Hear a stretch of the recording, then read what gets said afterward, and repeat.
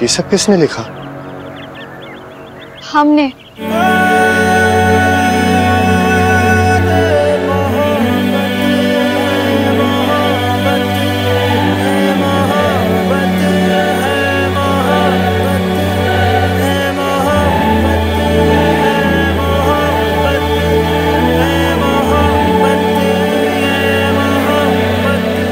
Sorry नक्को, हमें पता है, सबको लगता है कि हम कितना गुस्सा करते हैं, कितने चिड़चिड़े हो गए, पर किसी ने रीजन जानने की कोशिश नहीं की। हमें कितना स्ट्रेस है, हम कितनी टेंशन में, ये हम सबको जाकर गा गा कर तो नहीं बता सकते ना। किसी को तो समझना चाहिए, पर कोई नहीं करता। हम ये नहीं कह रहे कि कोई हमसे प्यार नहीं करता, बस कोई समझता नहीं है। तुमने ही कहा था ना कि हम पहले जैसे नहीं रहे। हाँ, नहीं रहे हम पहले जैसे, क्योंकि हमारे आसपास वाले लोग भी वैसे नहीं रहे नकुल जैसे पहले थे। हम इतने सालों से चुप रहे और अब बोल रहे हैं, सबको पिंच क्यों हो रहा है? हो सकता है ना कि हमारे पास भी कोई रीजन हो, कोई वजह हो, कोई डर, कोई इनसिक्योरिटी या कुछ और। एनीवेज, पर हमें एक बात समझ आई कि इन सब में तुम्हारा फॉल्ट तो कहीं था ही नहीं, तो हमारा रिलेशन क्यों अफेक्ट होगा? नकुल, आई एम सॉरी, हमारी वजह से तुम्हें हर्ट हुआ है ना। हम प्रॉमिस करते हैं, हम ये सब नहीं करेंगे, किसी को हर्ट नहीं करेंगे। इनफैक्ट पूरी कोशिश करेंगे कि हम चुप रहे, जिससे कोई हमसे नाराज ना हो। देखो रश्मि, तुम्हें चुप रहने की कोई जरूरत नहीं है, और अगर तुम्हें चुप रहना है तो अपनी मर्जी से रहो, मजबूरी से नहीं। और कोई नहीं चाहता कि तुम चुप रहो, क्योंकि सब तुमसे बहुत प्यार करते हैं, सब तुम्हें खुश देखना चाहते हैं। इसलिए तुम्हारे मन में जो कुछ भी है वो खुल के कहो, बस सही तरीके से कहो और सही शब्दों में कहो। आई प्रॉमिस, हम ध्यान रखेंगे। पर तुम हमसे प्यार करना तो नहीं छोड़ोगे ना? अरे पर ये सब में ये बात कहाँ से आ गई? नहीं तो कहाँ का हमारे रिश्ते को दोबारा सोचने वाली बात। तुम्हें पता भी है नकुल कि कितना हर्ट हुआ। रात भर सो नहीं पाए नकुल, हम सिर्फ रोते रहे।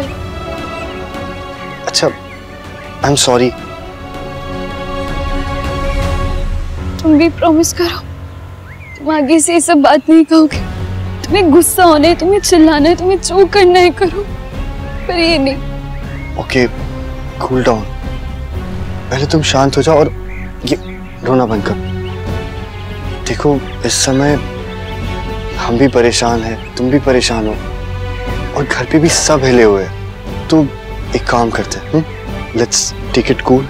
कुछ दिन शांत रहते हैं, वक्त देते हैं, उसके बाद में सोचते हैं। ठीक है, शांत वाली बात ठीक है, बट फिर देखते देखते कुछ नहीं। अच्छा, अब तुम्हें कॉफी पी लो, नहीं तो ठंडी हो जाएगी। वैसे भी तुम्हें कोल्ड कॉफी पसंद नहीं है ना? रश्मि, बहुत ही गंदा जोक था, और ऐसे पीजीएस मारना ना तो हमने भी छोड़ दिया है। हम तुम्हें कुछ भी नहीं छोड़ने देंगे नकुल, ना ये पीजे और ना ही रश्मि।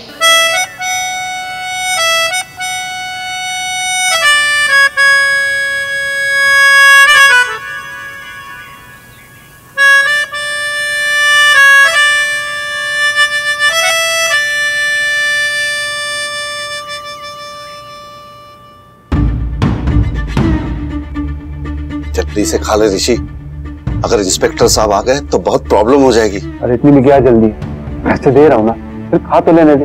और इतना मारा है मेरे सालों ने कि दर्द के मारे हड्डियां कीर्तन कर दी। मारा तो बहुत सॉलिड है तुझे। अगर कल रात को तू शराब नहीं पीता ना तो तुझे नींद नहीं आती। नींद तो चोलियों की उड़ाऊंगा मैं।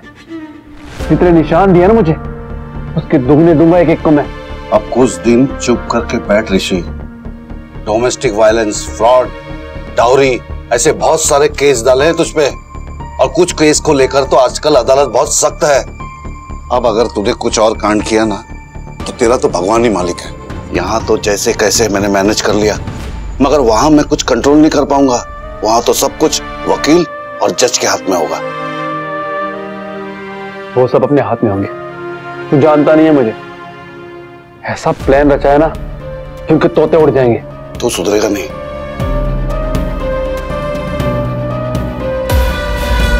उनको पता नहीं है ऋषि को ना कोई हरा सका है और ना कभी कोई हरा सकेगा। तुम शायद जानते नहीं हो नकुल, दीदी जीजू के चक्कर में या माँ के डर की वजह से तुम्हें खो नहीं सकते हम। इस रिश्ते को अब हमें ही संभालना होगा और अब हम ही संभालेंगे।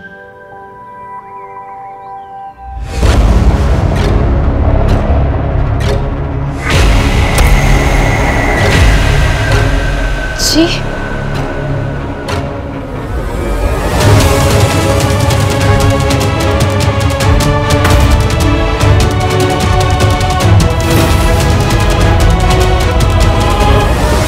नकुल,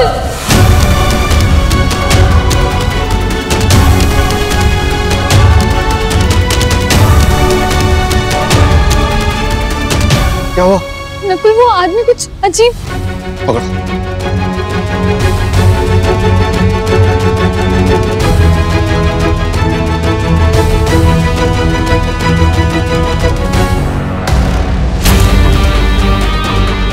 इसकी तो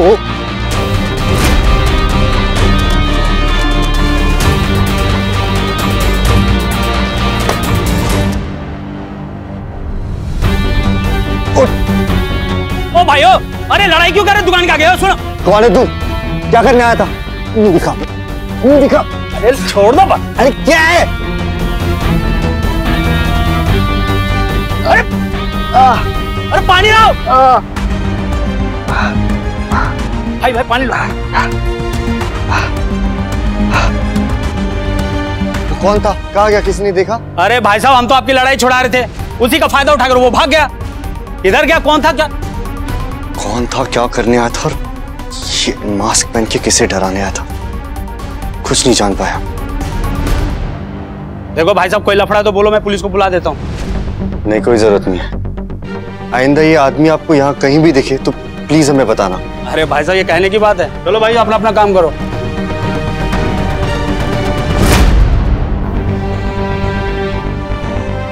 नकुल कौन था वो? तुम ठीक हो? क्या कुछ कहा उसने? हाँ ठीक है। तुमने देखा नकुल, उसने वो बच्चों वाला मास्क पहना था। देखा और हमने खींचा भी, पर इससे पहले हम उसका चेहरा देख पाते हमारे आंख में कुछ झोंक कर भाग गया वो। कौन था वो? कोई गेस? नहीं, पर उसने तुमसे क्या कहा? उसने हमसे कुछ कहा नहीं, पर एक बैलून दिखाया और उस पे लिखा था कि पूरा चौधरी खानदान बर्बाद होने वाला है। What? हाँ एग्जैक्टली, हमने यही पढ़ा। हमें लगता है इसके बारे में हमें भाई और भाभी से बात करनी चाहिए। हाउ क्यूट ना। कुसुम दी को पापा और दादू घुमाने लेकर गए हैं। और वो भी उस जगह जहाँ उसे वो जब छोटी थी ना तब ले जाया करते थे। बहुत ही क्यूट। धनराज और जीजाजी ने कुसुम की जिम्मेदारी ली है और कह रहे थे कि कुसुम की माँ से किया हुआ वादा निभा रहे और हमें भी बोल के गए हैं कि उनके आने तक कुसुम के पसंद का खाना बना के बढ़िया सा तैयार रखूं मैं। तभी तो जो ये मैं बना रही हूँ ना, वो कुसुम दी का फेवरेट है। हाँ सयूरी बेटा, ये क्या है? तूने आइसक्रीम खाई? जी माँ, कितने बजे? वो रात के कुछ 1:30 बजे के करीब। हे भगवान, तुम्हारी मती मारी गई है। ठंडी शुरू हो गई है, ऐसे में तुम रात को आइसक्रीम खा रही हो। बीमार पड़ गई तो छींकोगी, खांसोगी, पेट पे जोर पड़ेगा, बच्चे को तकलीफ हो सकती है। जरा भी अकल नहीं है तुम्हें? सॉरी माँ, मैं रोज रोज नहीं खाती हूँ और शायद इतने दिनों से स्ट्रेस थी तो मीठे की क्रेविंग हो गई। मीठा खाने का मन था ना? तो घर में ये सारी इतनी सारी चीजें बनी पड़ी है, वो क्यों नहीं खाती? नारियल के लड्डू है, मोतीचूर के लड्डू है, बेसन के लड्डू है, खास तुम्हारे लिए बने सयूरी, लेकिन तुमने इन्हें हाथ भी नहीं लगाया, एक भी नहीं खाया। और रात को तुम्हें आइसक्रीम खानी है। पता नहीं वो लोग उसमें क्या क्या मिलाते होंगे। माँ ठंडे का मन हो रहा था इसलिए। तो हमें बता देती बेटा, हम तुम्हारे लिए खीर बनाते, रबड़ी बना के फ्रिज में रख देते। लेकिन नहीं, तुम्हें तो आइसक्रीम ही खानी है, वो भी रात को। ठंडी शुरू हो गई है फिर भी। माँ आप ज्यादा ही टेंशन ले रही है, इतनी बड़ी बात नहीं है। अरे गलत नहीं कह रही है तुम्हारी सास कान्हा की दुल्हन। अरे उसे तुम्हारी परवाह है तभी तो बोल रही है ना। और सास की डांट ना डांट नहीं होती, चिंता होती है। हाँ ठीक है, समझते हैं इस हालत में उल झुलुल खाने का मन करता रहता है, लेकिन तबीयत संभालना भी तो जरूरी होता है ना। लोग कहते हैं कि प्रेगनेंसी में जो मन करे वो कर लेना चाहिए। हे भगवान, इस लड़की की तो मती मारी गई है, जैसे हमें कुछ पता ही नहीं चलता। 3-3 बच्चे ऐसे ही पैदा कर लिए हमने। आप नाराज मत होइए ना माँ, देखिए मेरा वो मतलब नहीं था। खैर ये सब बातें छोड़िए, क्या है ना हम लोग स्ट्रेस्ड हैं इसलिए सब। तुम्हें पता है ना सब लोग परेशान हैं, तो क्यों परेशानी बढ़ा रही है बेटा? प्लीज आप टेंशन मत लीजिए, मैं प्रॉमिस करती हूँ कि मैं कुछ गलत नहीं होने दूंगी आपके होने वाले पोते या पोती के साथ। कुसुम के साथ ऐसा कुछ होगा पता था हमें, फिर भी हुआ ना, कुछ नहीं कर पाए ना हम। वो कहते हैं ना, दूध से जला छाछ भी फूक फूक के पीता है। अब हम कोई गलती करेंगे नहीं और तुम्हें भी नहीं करने देंगे, समझी? उस दिन हमने तुमसे जो कहा था वो याद है ना, या भूल गई? तुम्हारी नासमझी की वजह से अगर इस बच्चे को कुछ हो गया तो तुम हमें, हमारे प्यार को हमेशा हमेशा के लिए खो दोगी। आज से तुम हमारे हिसाब से चलोगी, बस। अरे कुछ ही दिनों की तो बात है कान्हा की दुल्हन, रख लेने देना तेरी सास को तेरा ख्याल। अरे उसके दिल में भी तसल्ली रहेगी ना, क्या तकलीफ है?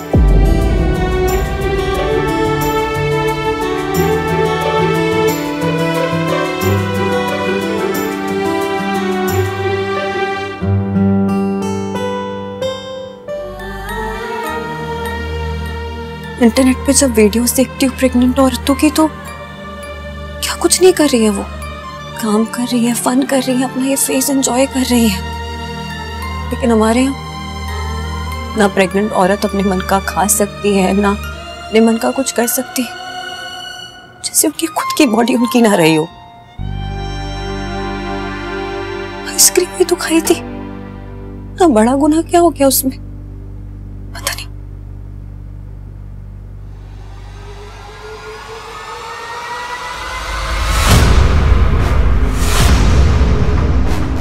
ओहो साले साहब, आप आज फिर यहाँ? एक काम करिए ना, अंदर आ जाइए, मुझे भी कंपनी मिल जाएगी।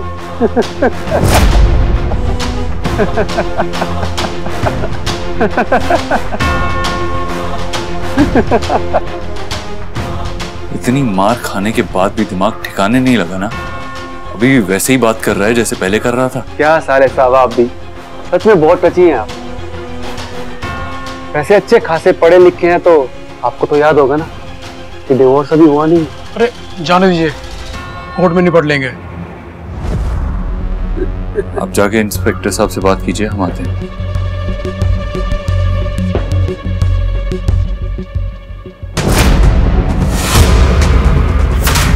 कल इतना मारा था इसको, तो आज इतना फ्रेश कैसे लग रहा है?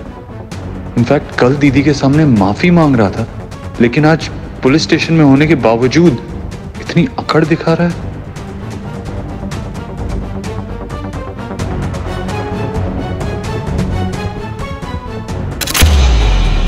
माँ, माँ, सही हो? अरे बेटा इतनी सुबह सुबह क्यों? प्रेगनेंसी में सुबह सुबह अपने मायके नहीं आ सकते, ऐसा भी रूल है क्या? क्या हुआ, ऐसा क्यों बोल रही है?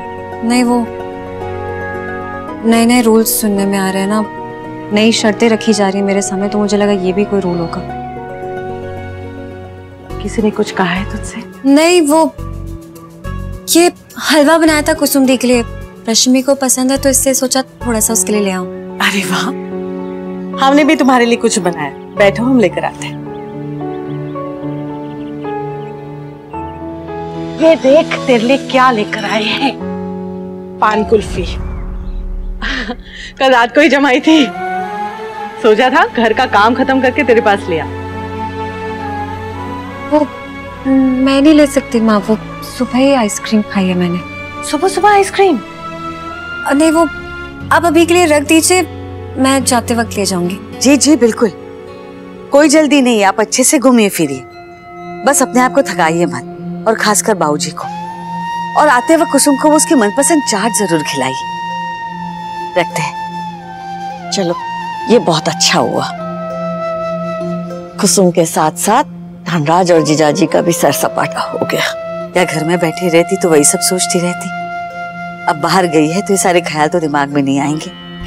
कान्हा नकुल तो पुलिस स्टेशन कचहरी सब संभाल ही रहे हैं, भाई अब तो कुसुम के दोनों भाई जो ठीक समझे ना वो करे।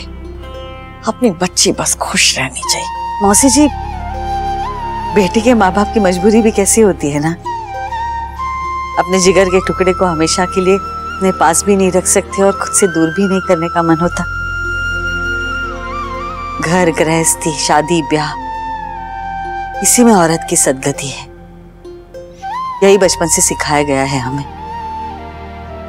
इसीलिए तो देखिए ना, बेटी एक जंजाल से निकली नहीं और अब उसकी शादी की चिंता सताई जा रही है हमें। हम उसके पापा से यही बात कर रहे थे, लेकिन उनका भी कहना यही था कि हमें कोई जल्दबाजी नहीं करनी चाहिए। हम मानते हैं जल्दबाजी में लिए हुए फैसले बहुत बार गलत भी साबित होते हैं, लेकिन आदमी ये नहीं समझेंगे कि लड़की के मामले में जरा सी भी देर बहुत देर हो सकती है। अब हम तो आज है कल नहीं। भाई भाभी कितना भी प्यार करे, कितना भी ख्याल रखे, जीवन साथी की जगह तो नहीं ले सकते ना। वो बात तो है सरोज बहू। यही सोच सोच के हमें भी बहुत चिंता होती है कुसुम की। पता नहीं आगे जीवन में क्या लिखा है उसके। माँ जी, पार्सल।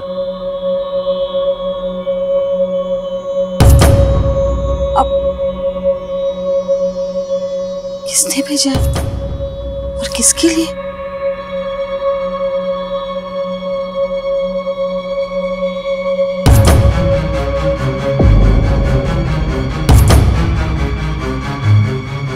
क्या लिखा है बहू?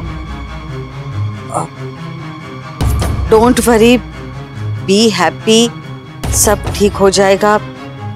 आपका ये दोस्त हमेशा आपके साथ रहेगा।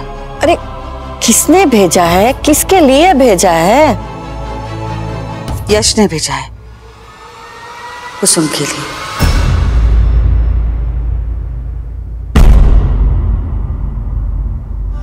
सही हो?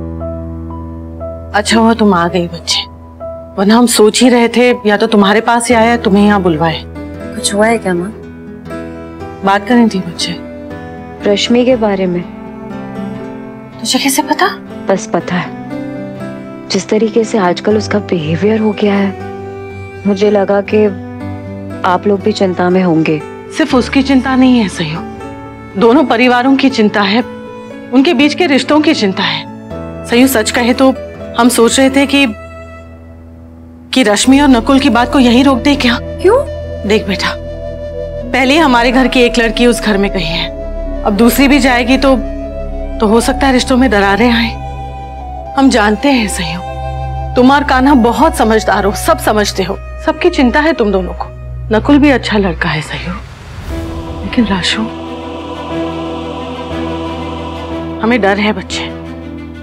इतने सालों के बाद तो तुम्हारे और दीदी के बीच की बातें ठीक हुई हैं, दोनों परिवारों के बीच बातें ठीक हुई हैं। कहीं ऐसा ना हो कि दोबारा बातें बिगड़ जाएं। नहीं माँ, आप बहुत नेगेटिव सोच रही है।